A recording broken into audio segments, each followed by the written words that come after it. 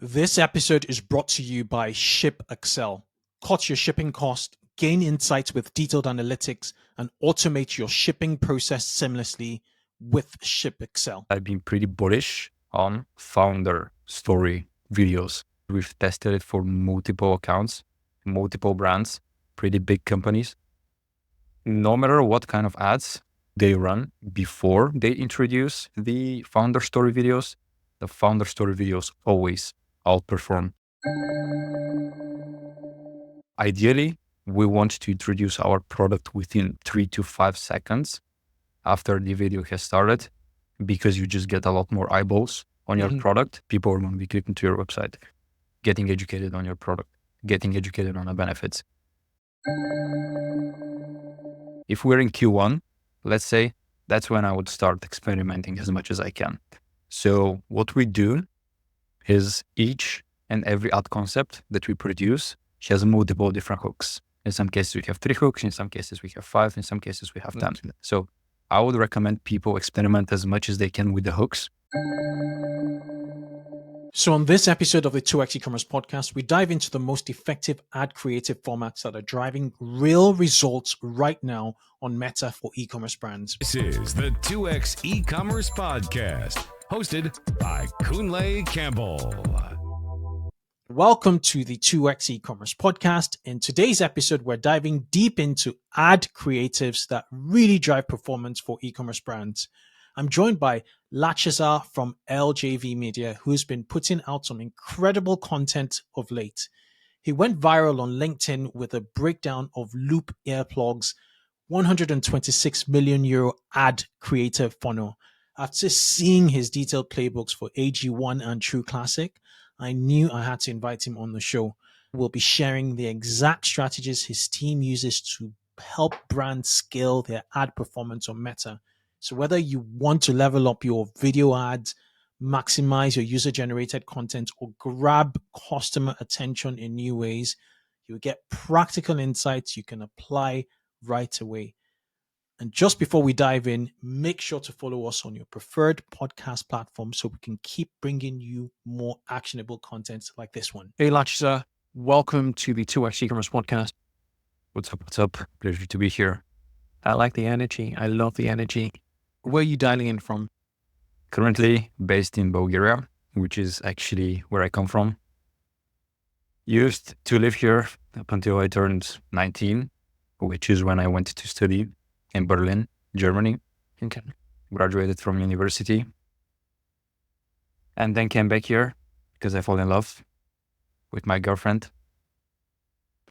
Very cute story, I know. Been living here for the past 2 to 3 years. And this is where I'm calling from.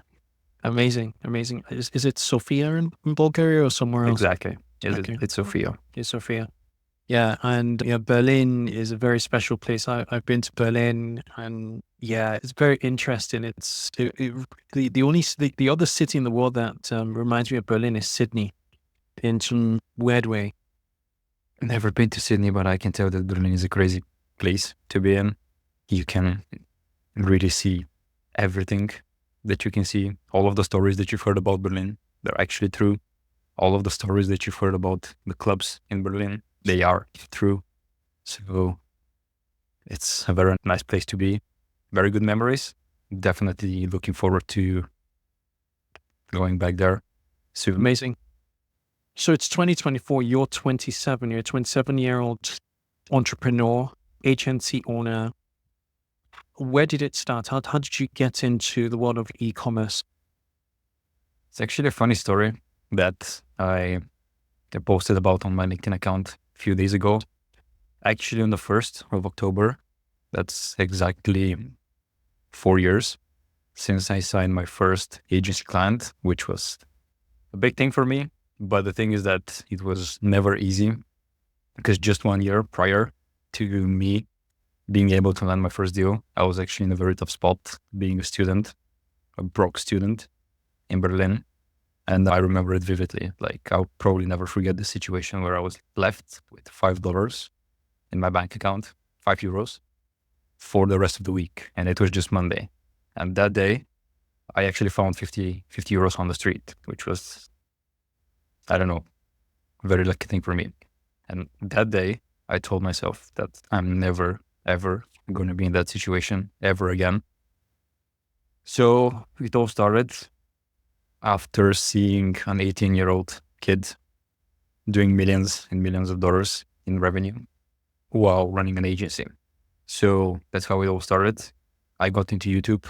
That was exactly when COVID started. So I was under quarantine, and then I had 14 days to do like nothing, just stay at home. But I decided to wake up at 7 a.m. every single day, watch YouTube until 11 p.m. in the evening, learn how to run Facebook ads, how to write ad copy, how to manage the ads for e-com brands, etc., etc. Then I reached out to a friend of mine who had her own e-com store. I started spending $3 a day on her ad campaigns, which was super scary to me because I was thinking, hey, this needs to be successful. Like, I cannot waste her money. And 6 months later, signed our first official deal with a local e-com client for $250 a month. And since then, it has been a wild journey for the past 4 years. And yeah, we're currently at a place where we have 10 or 11 full-time people. We work with some of the biggest e-commerce businesses on the planet. I recently started my own e-com brand with a friend of mine. I was very lucky to get it to a point where we generated $100K in sales within the first 3 to 4 months, which gave me a completely different perspective to what I used to have being an agency owner. Yeah, e-com is really what I do all day long, and I genuinely love e-com. So you were inspired by an 18-year-old and also by not ever having to feel broke again. Exactly. Who's the 18-year-old at the time you were inspired by? Who was it? Yes. It was actually a very popular person nowadays. He's called 𝐸𝐸. He's a pretty big guru in the info product space. So I think at the age of 24, he's already worth over $100 million. That's wild. That is wild. Wow. It was eye-opening what a young person can achieve just by having the willingness and the discipline to stick through. Yeah. Okay. And now give us an idea of the size of your agency. What's your MRR? Monthly recurring revenue at the agency now? So currently we are at between $110,000 and $130,000 in monthly recurring revenue. And it's been quite a ride for us this year, because even though it has been an extremely difficult year for e-com, as probably many people have felt this, we've been able to grow, and we've been able to grow quite substantially, which has come mainly because of the fact that we focus on kind of the only thing that matters, at least for me right now when it comes to e-com, which is ad creatives. So there is a huge market right now, and a lot of people are looking for experts in the ad creative space. And this is how we positioned ourselves, as really creative experts. I'm very lucky to have extremely skilled people that have worked with other big influencers and creative people in the space. Your favorite girls, everybody knows them. They should be part of their teams. And currently we're a team of 7 people on the e-com side of things. And then we have a separate video editing division, which is 5 people, I believe. Yeah, this is where we are at right now. Okay. And the name of your agency is LJV Media. Funny name, I know. I was only 23 when I started it. LJV stands for Lachezar Voynov. So, which is fair enough. I've seen some fairly successful and huge agencies that were the founder's name as an acronym, straight on the acronyms of the founder's name. So that is fair. Okay. You do ad creatives for e-commerce brands predominantly. You also cover other sectors. What has changed in 2024 in comparison to 2023 in the ad creative space? That's a good question. So I would say a lot has changed, because I think that most brands have really evolved, and they really understand how important the ad creative of their ad campaigns is. And it really shifted into being this native, organic type of content that performs best, that really tells a story and is not just pushing a product down the throats of the people who see the ad. And actually something that I've been pretty bullish on this year is founder story videos. This is probably our finding of 2024 because we've tested it for multiple accounts, multiple brands, pretty big companies. No matter what kind of ads they run before they introduce the founder story videos, the founder story videos always outperform. Remember our chat in May earlier this season, episode 33 with Sam Piliero about scaling from $1 to $10 million with Google Ads? If you're already using reviews but feel like you're not getting enough, there's a faster way. With Reviews.io's Review Booster, you can collect reviews not only from new customers but also from past customers, so you're not waiting around for fresh orders to start building trust. So all you need to do is upload a list of customer details and Reviews.io will handle the rest, automatically sending out review requests with customized email invitations. This means that you can get more reviews on your site quickly, helping boost your credibility. One of my personal favorite ways to extend the reach of our reviews is through their review management feature. It allows us to distribute reviews to third-party platforms like Trustpilot or Facebook. You can either send 100% of your reviews there or let Reviews.io automatically spread them based on where you need the most visibility. It's a smart way to amplify your brand's presence across multiple channels and build trust with potential customers. And if you're stuck in a long-term contract with another provider like Yotpo or Kendo, Lux, or Stamped, Reviews.io makes switching easy for listeners of the 2x e-commerce podcast with their contract buyout program. There's no need to overpay for a service that isn't delivering the results you expect.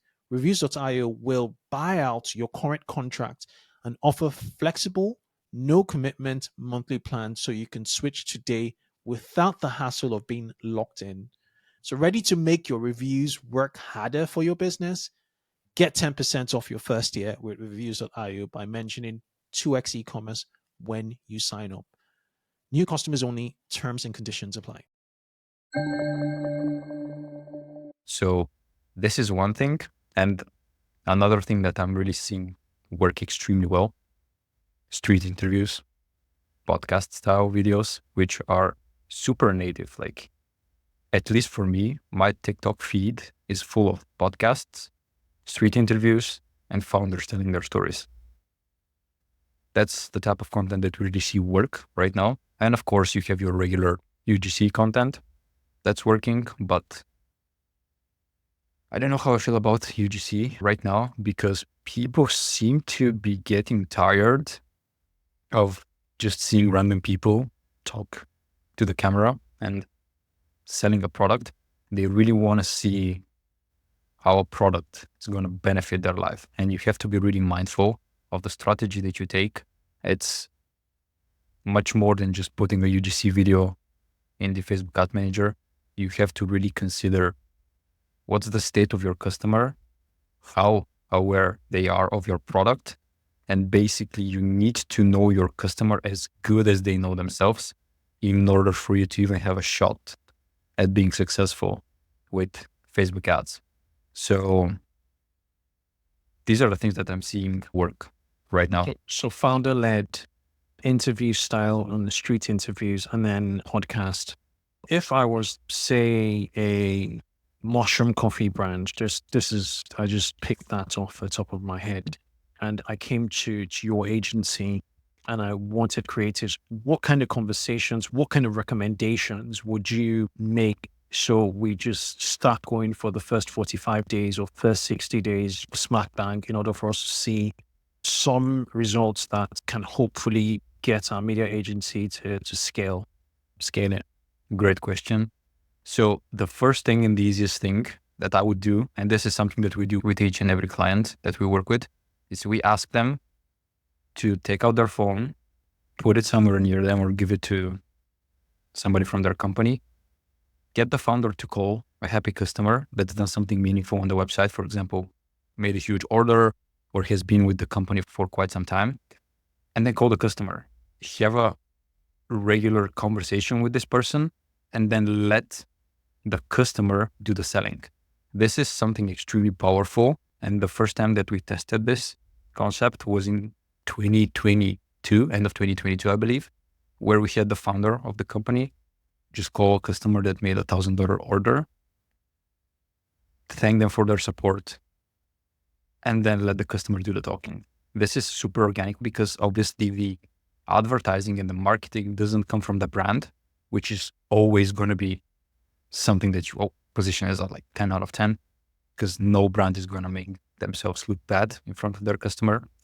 But if you let the customer speak, if you let the customer do the talking, and it's a genuine customer who's really happy with your product, that's the best strategy because you have the social proof. And then you have the customer also say most of the times, what was the thing that made them buy the product? What was their biggest transformation that they experienced after they bought the product? And this is actually what you're trying to sell.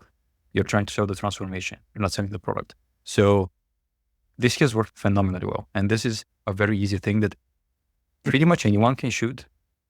You just need a phone, calling a customer, put it on TikTok organic, put it in the Facebook ad manager, put it in the TikTok ad manager, and it's just going to blow up. It's going to blow off. I can promise you this. Well, that's super interesting. It checks so many boxes. It checks the UGC box, authentic UGC box.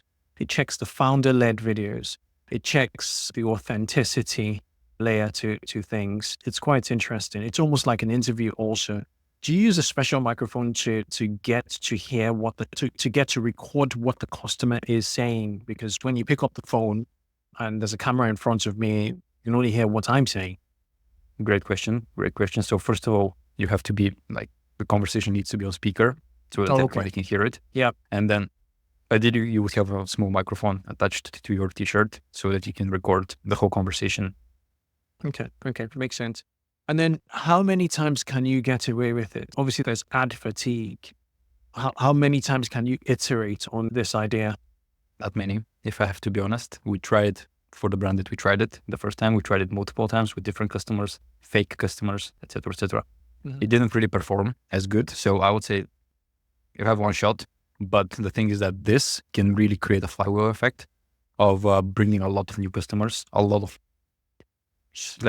new traffic to the website, which can then allow you to, first of all, understand the customer. Second of all, produce content using your existing customers, have them shoot testimonials, and then expanding to UGC as well, which, it's pretty much a must right now, but this is how you can create the flywheel effect. And okay. I like that one. Okay. So that's number one.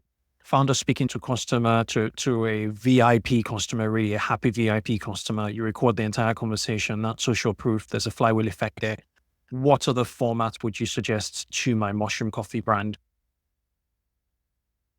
So it would depend on what kind of problem this mushroom coffee brand is going to solve. So let's say it's much more beneficial than coffee and it has a long-lasting effect. So basically a problem that you can solve here is the afternoon crash that pretty much everybody experiences when they drink coffee.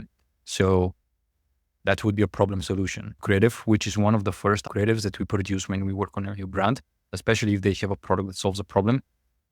Start with the problem, introduce the problem and make it seem super relevant. Try to understand exactly when does your customer drink the coffee. What cup do they drink it in? Is it in the living room? Is it in the office? Is it in the bedroom? And from that point on, recreate the same scene as if you are in the position of the customer. Start by introducing the problem. I used to experience huge afternoon crash on being unproductive, etc., etc. It really hurt my productivity, couldn't get any work done until I found this product. One thing that we have found work extremely well, which is probably common sense, introduce your product as soon as you can. That's something that we've been noticing recently. Don't really drag the problem and the agitation of the problem too much. because you're just going to lose people. And ideally, we want to introduce our product within 3 to 5 seconds after the video has started, because you just get a lot more eyeballs on your product. And then people are going to be clicking to your website, getting educated on your product, getting educated on the benefits. And from that point on, purchasing. Another thing that I would really recommend people try, if their customer is already using a product, a competitive product, us versus them, static images, these are a great way to start advertising to an audience that is further down the funnel. They're already familiar with the alternatives and the options and the problem and why do they need to solve the problem. And then compare yourselves to the alternatives. So in your case, it can be the mushroom coffee on the one side and the regular coffee on the other side, and then list out the different benefits that your product has, but coffee doesn't have. And this is another way for you to attract a completely different customer who's in another awareness level, but is still very likely to start considering that purchase, go to your landing page and get educated about your product. Okay, so the last two examples you've given are very benefits focused. The first one really is pain or problem agitation as early on in the cycle as possible, in the creative as possible, and then nailing down all the benefits. And then the second is, look, hey, you're already problem aware. You're essentially using this other brand, using the box standard brand, and here's what's wrong with it versus here's what is better with us. With the first one, we're speaking to video creatives, right? Are you going to assign a creator to put that video together? How do you approach things? Yep. So we predominantly use video ad creatives. Static images we use more or less for attracting people who are already familiar with our product, just listing out the benefits of the product, reminding them of them, customer testimonials, and then offers. These are really the use cases for static images. For attracting new customers, we use video content, and yeah, it's always a content creator. So I would definitely advise each and every brand owner that's listening to this podcast, or establish relationships with content creators that really like your product. Send them your product, give them a bit of time to use it, to feel the benefits of it, and then script an ad creative for them to shoot. What we do and what we like doing is fully scripted ad creatives. The reason why the reason why we do fully scripted is because if we give freedom to the content creators, most of the time we're just not going to get exactly what we want. And what we want is based on weeks and months of research and understanding of the ICP. Okay. So there are 2 layers to what you do. One is really understanding the brand. What is this brand? What does it stand for? Who are they speaking to? You establish that ICP. And the ICP is the center of everything you do. On the baseline, you have copy.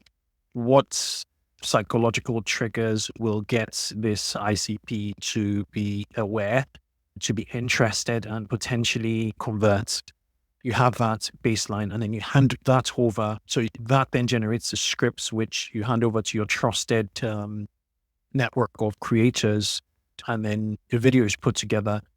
With the video, do you enhance it? I'm starting to see, I saw some examples, although this is quite anecdotal, of UGC ads being enhanced with certain graphics. They're not necessarily like Disney type graphics. It could be like the brand is purple and every sort of move they make and every flick they make just has a purple flap and it just enhances it with sound. Nothing too big. What's your take on that in regards to graphics on UGC? And did I explain what you guys do in a succinct manner? Yep, I think you did well. In terms of graphics, we don't like heavily edited content. What we would do is we are going to combine talking head videos to some B-roll clips with, let's say, the content creator using the product with their hands and demonstrating how the product is used, and then captions. That's pretty much it. We don't want to over-edit our ad creatives because at this point they stop feeling native and people can actually recognize that this is an ad, and nobody likes watching ad videos. That makes sense. Looking from a client perspective, that is your client, a D2C e-commerce brand that's pushing out 200 to 300 creatives a month. What percentage should go to scripted UGC versus static images versus founder-led videos versus those other conversations, more or less like the podcast interviews, as you mentioned, or a straight up interview? So how would you allocate the, say, 250 or 300 creatives, the categories of creatives? Because it's almost like portfolio management, really. Yeah. So I would definitely start by understanding what's the top performing type of content inside of the ad account. And then from that point on, this is going to dictate how we're going to create and what we are going to film. So for most of the ad accounts that we oversee and that we analyze, it's probably 70 to 80% video content, and the rest is static image content with not really that much carousels being used, but that definitely encourage people to test as much as they can. And when it comes to the creative concepts, it would depend on the period that we find ourselves in, because, for example, during Q4, I wouldn't really focus on big swings and testing something new that I have never tested before, because obviously right now is not the time to take those big swings. Right now, it's more or less a time to convert and extract as much revenue as you can out of the people who are already familiar with your product. If we're in Q1, let's say, that's when I would start experimenting as much as I can. So what we do is each and every ad concept that we produce has multiple different hooks. In some cases, we have 3 hooks. In some cases, we have 5. In some cases, we have 10. So I would recommend people experiment as much as they can with the hooks, because this is obviously the first thing that people see when they see your video online. So if your hook is not great, you have very little chance of success. Yeah. Then when it comes to distribution, founder story versus podcast versus street style, we don't really have any percentages. It would probably depend on our historical data. So if we have UGC, that's the top performing content, then of course we would allocate the majority of our resources to UGC and using content creators. And then probably 10 to 20% of the ads are going to be allocated towards founder story, towards street style interviews, etc., etc. Okay. Makes sense. You build up on what's working. All right. So does your agency actually buy the media, or you just produce the media? We do both. We do. Okay. Interesting. Okay. So one of the ways I found out about you was I was on LinkedIn, and you had this strategy document on how AG1 has been able to buy media at scale. Do you want to speak to one of the brands, your favorite case study? Because you churn out quite a lot of case studies on LinkedIn. Yeah, I've actually decided to spend the time and really understand what are those big brands doing. So I did a breakdown of AG1, which is a $1.2 billion company, Huel, which is a $200 million a year company, True Classic, 0 to 250 million in 4 years, I believe. And my favorite advertiser right now, Loop Earplugs. So I was quite surprised to see how much they've grown and how successful they are selling a commoditized product such as earplugs. Yeah. I would never, ever consider a potential success, even a brand selling earplugs. The thing is that their marketing is on an absolutely next level. And what really stands out when it comes to their strategy is how much or how diverse their ad creatives are, and how much do they focus on the current situation of their ICP, and how many different avatars of people do they try to acquire as a customer. Because at any given point in time, each brand is going to have multiple different people buying from them for multiple different reasons. So Loop has, they've mastered this to a whole new level. And one of their avatars are people with HD that cannot focus. So they're marketing to those people. One of their recent ad creatives was just a paint screenshot saying ADHD ? Buy our earplugs. Ugly ad, but super effective, because if you have ADHD, you are going to stop scrolling. you are going to be interested in seeing what's this. Yeah. Then they have another avatar, which is people that go to festivals or they'll go to clubs. Everybody who's been into a club knows that the music is sometimes just too loud. And then the next day, you have this sound in your ears because of the loud music. So they're targeting these people with a completely different set of ad creatives, which are a mixture of UGC stuff and static images, showing people that, I don't remember exactly what it was, but post-party sound or noise in the ear, something like this. Well, they also have ad creatives targeting university students that get distracted when they study in the library by the people walking around them and the steps. They also target another set of people who have difficulty sleeping or getting into sleeping because of the noise that they hear from their neighbors. Yeah. So they have absolutely perfected avatars, and they know extremely well how to speak to those people and how to show ad creatives that perfectly resonate with those people, which is the number one thing if you want to have converting ad creatives. They need to resonate with your ideal audience. And one reason why I would potentially become a customer, I recently had a flight and I couldn't concentrate. There was a baby right behind me that was crying all the time, which was terrible. Like, it was a terrible experience. And then 2 days later, I see an ad of loop earplugs of a girl in a plane putting her earplugs in because of a crying baby right behind her. I never considered buying loop earplugs before I saw this video. And the only reason why I started considering it is because it was just so relevant to my experience. I have no other choice. Like, I know that next time I take a flight, there probably is going to be a baby right behind me that's going to be crying. And I'm going to have the same exact terrible experience as I had previous time, unless I buy loop earplugs. Yeah. Yeah. So look at this right there. Those are my loops. And they're about 2 months old at max, but I use them quite often.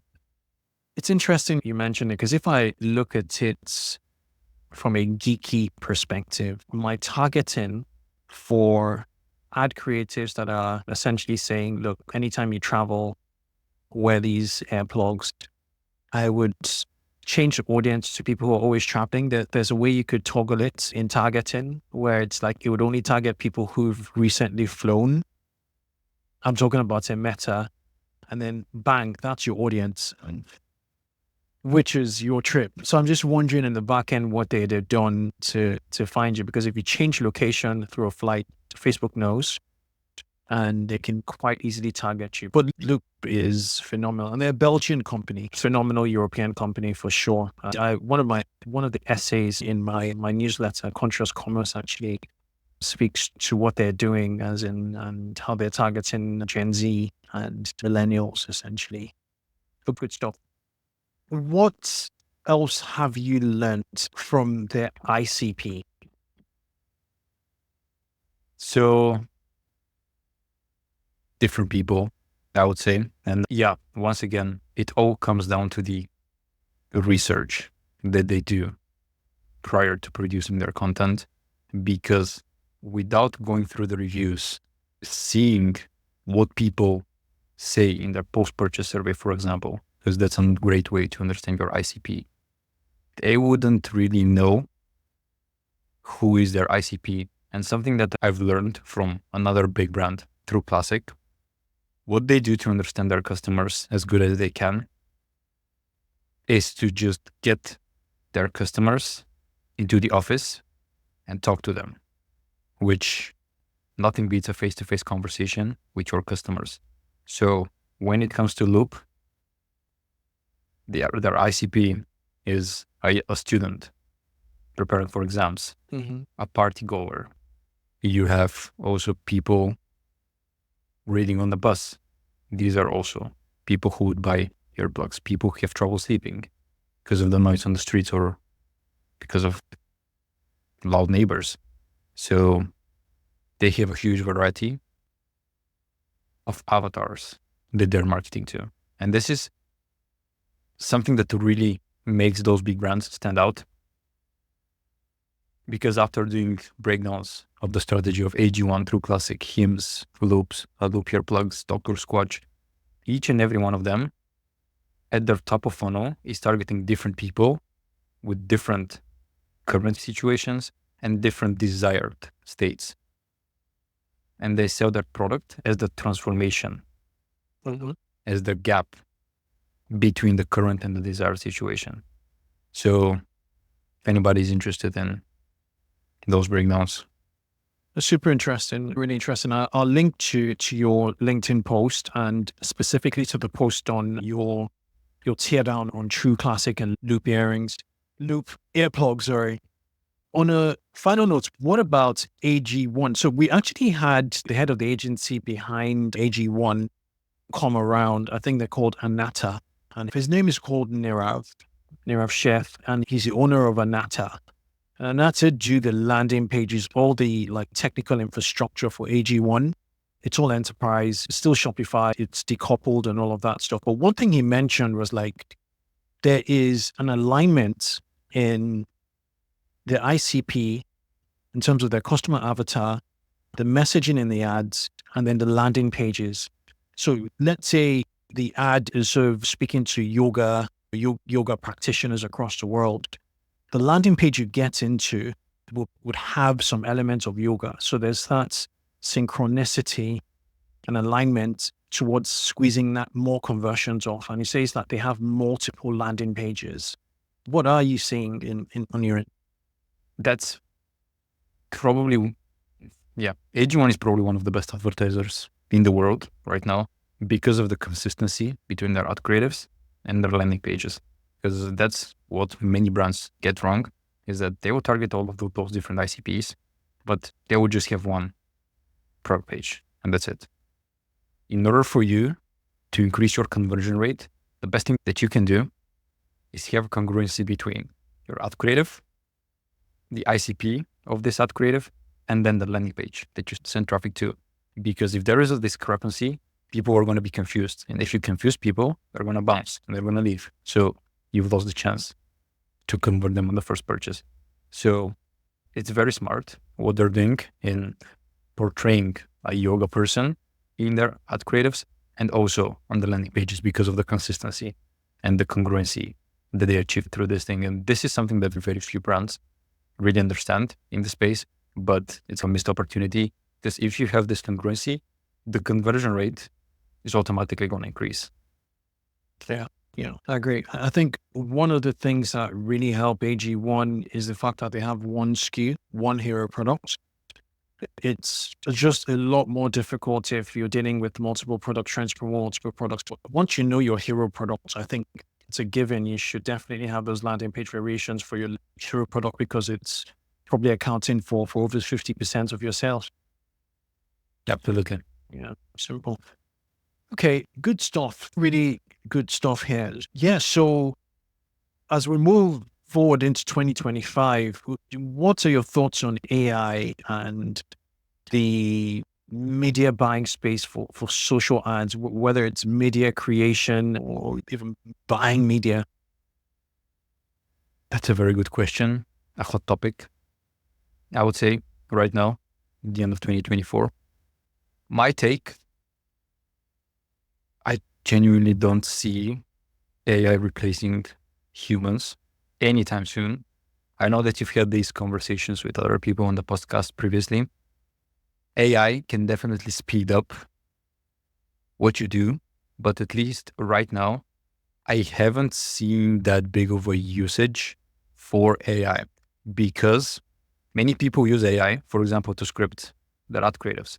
Yeah. The thing is that you cannot rely on AI to do the script writing for you if you yourself don't know who's your ICP and what the script should include. So if you don't do the check after the AI stuff has created your scripts, you're pretty much risking it all because you don't know how this thing is going to work out and you don't know if it's actually something that makes sense. The use of AI is probably going to be beneficial, and we're already seeing this with the creation of static images, because it's extremely easy for you to use Midjourney right now, give Midjourney some prompts and use these prompts as the background, for example, of your ad creatives. And I think that there has been a lot of advancement, even though it's still too early, in my opinion. But AI can probably come to a point where it replaces your in-person shoots, because you can already create AI models. You can create the background that you want to have in your ad creatives, static images at least. So that's one use case. We've started playing around with AI tools that allow us to create video content. But the thing is that it's not really where we want it to be in order to have the ad creative to be as persuasive as it could be when you have a real person. One thing that you can do is use those AI avatars. And if you want me to, I can potentially share with you some websites that could help people create AI avatars that actually speak to the camera. So one use case for this could be have different faces, produce different videos of different people that are endorsing your product, but don't have them really featured, or at least their faces, for a long period, because the lip sync doesn't match always the script that you have given the content creator and the words that the content creator pronounces. So at least for now, I just don't see AI replacing the creative strategist. When it comes to media buying, we're definitely seeing that relying on the AI algorithm is actually your best bet if you want to have successful, for example, Facebook ad campaigns, because many people, many advertisers right now are just going for broad targeting and letting the creative do the targeting. So I think when it comes to media buying, and specifically the Facebook algorithm, it's really smart. And something that we have seen the other day, we've analyzed two different ad creatives, one of them featuring a male spokesperson and one of them featuring a female spokesperson. What we have seen is that the male spokesperson ad was shown to 70 to 80% male audience.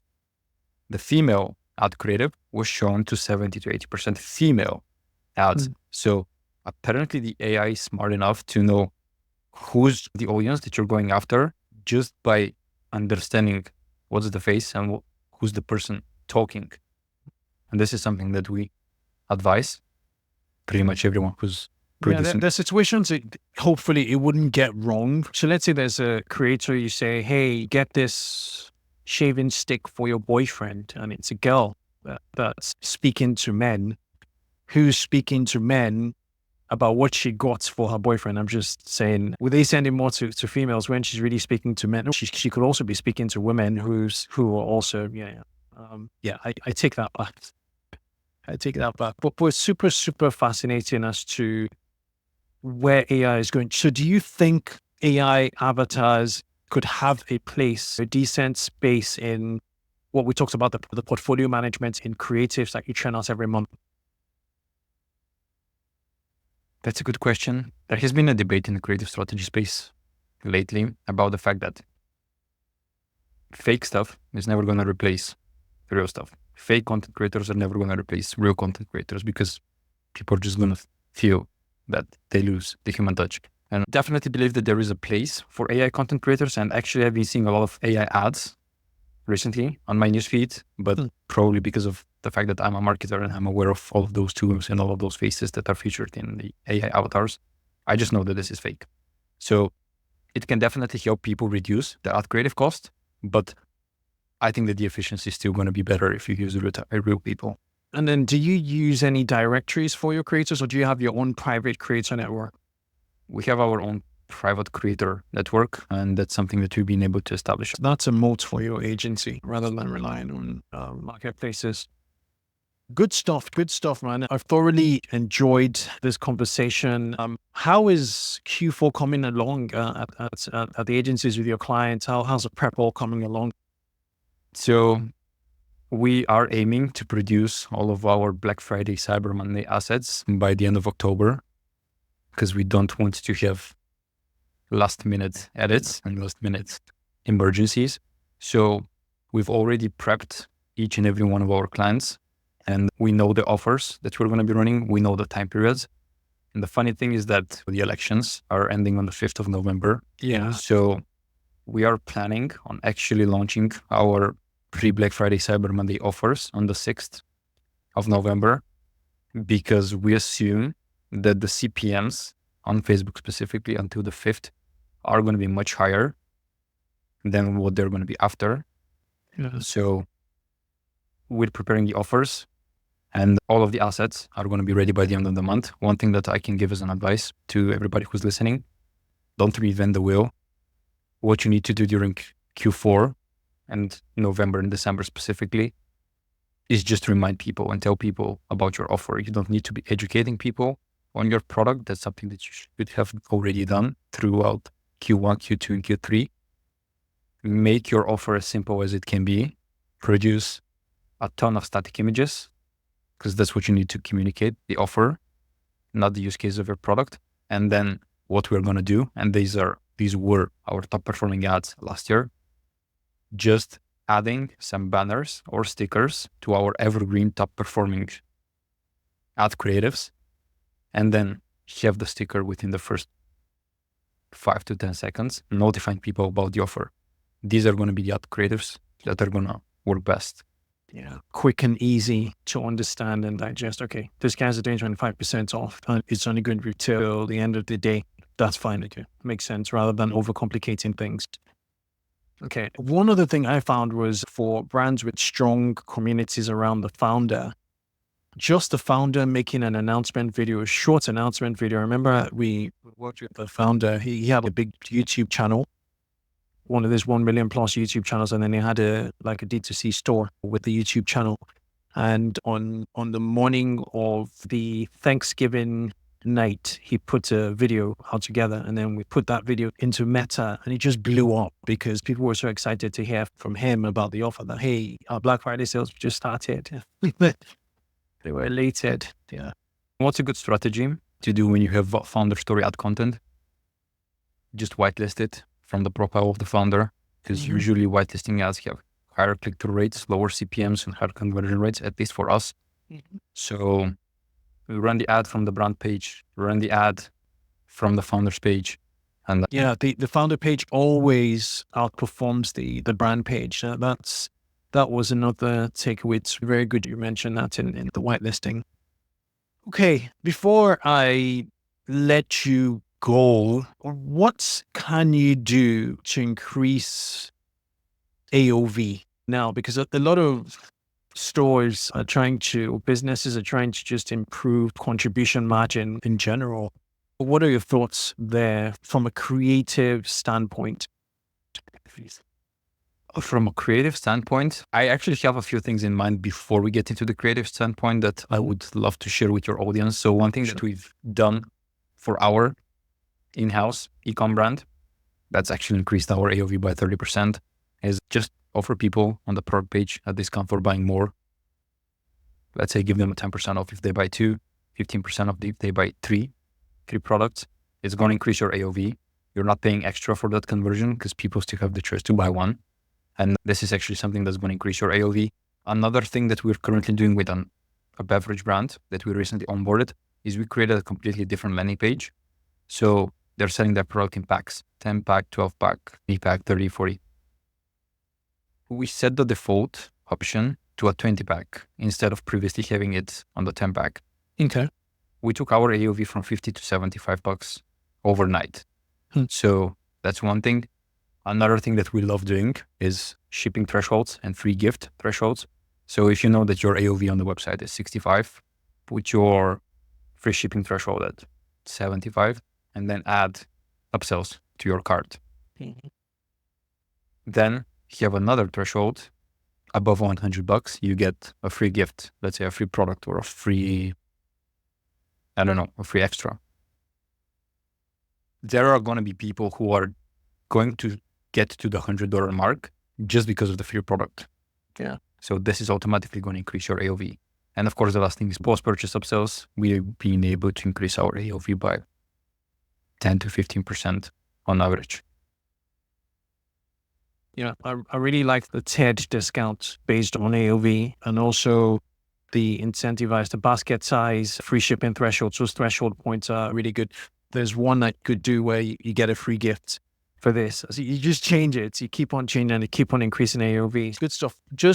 We're wrapping up. I just want to say just thank you, Lachezar, for coming on. I've learned a ton over this conversation. For people who want to find out more about you, it's ljv-media.com. I'll link to it in the show notes. I'll also link to your LinkedIn and some of the posts, some of the teardowns you've done on LinkedIn. Thank you for coming on the 2x e-commerce podcast. It was my pleasure. I would be happy to answer each and everybody's question if they have any. Best place to reach out to me is just LinkedIn. Amazing. Thank you. Cheers.